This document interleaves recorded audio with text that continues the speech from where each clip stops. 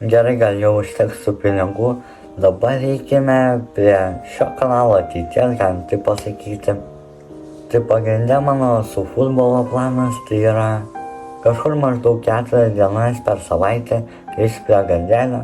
Man gana gaila, bet irgi labai ilgai nebūsiu. Kažkur 4 ar 3 valandas. Ir maždaug iš 2-3 dienų išrinksiu pačią geriausią dieną. Ir iš jos padarysiu video.